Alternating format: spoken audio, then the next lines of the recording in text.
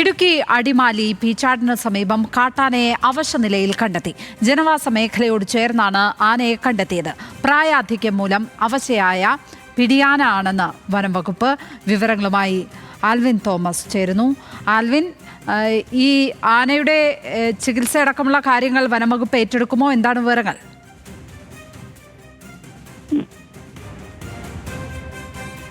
കണ്ടെത്തിയിട്ടുള്ളത് പീച്ചാട് വനം പ്രദേശത്തോട് ചേർന്ന ജനവാസ മേഖല കൂടിയാണ്.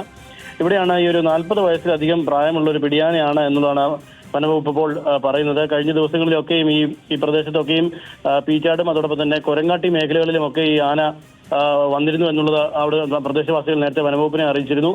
ഇതേ തുടർന്ന് ഇന്ന് രാവിലെയാണ് ഈ അവശ നിലയിൽ ഈ കാട്ടാനയെ കണ്ടെത്തുന്നത്. ഇത് പിടിയാനയാണ്. പിടിയാന കിടക്കുന്ന നിലയിലാണ്, നിലത്ത് കിടക്കുന്ന നിലയിലാണ് ആളുകൾ കണ്ടെത്തുന്നത്. പിന്നെ ഇതിന് കണ്ണിനും കാഴ്ചക്കുറവുണ്ട് എന്നുള്ളതാണ് വനംവകുപ്പിന് മനസ്സിലാക്കിയെടുത്തത്. അതോടൊപ്പം തന്നെ ചെവിക്കും ഇതിന് തകരാറുണ്ട് എന്നുള്ളതും വനംവകുപ്പ് പറയുന്നുണ്ട്. കാര്യം ഇത്രത്തോളം പ്രായമുണ്ട്, 40 വയസ്സിലധികം പ്രായമുള്ള പിടിയാന ആയതുകൊണ്ട് തന്നെ ആരോഗ്യം അതിന് പ്രശ്നമുണ്ട് എന്നുള്ള തരത്തിലാണ്. സ്വയമേ ഭക്ഷണം കഴിക്കാനുള്ള തരത്തിലുള്ള ആരോഗ്യമില്ലാത്ത അവസ്ഥയുണ്ട് എന്നുള്ളതും പറയുന്നുണ്ട്.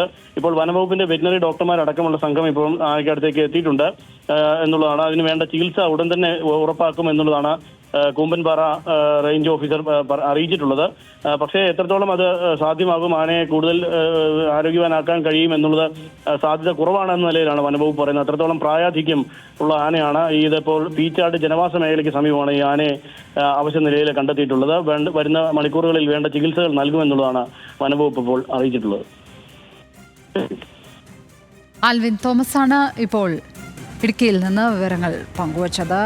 വാർദ്ധക്യം എത്തിയ ആനയാണ്, പ്രായാധിക്യമുള്ള ആനയാണ് ഈ തരത്തിൽ അവശയായി അവിടെ കാണപ്പെടുന്നത്.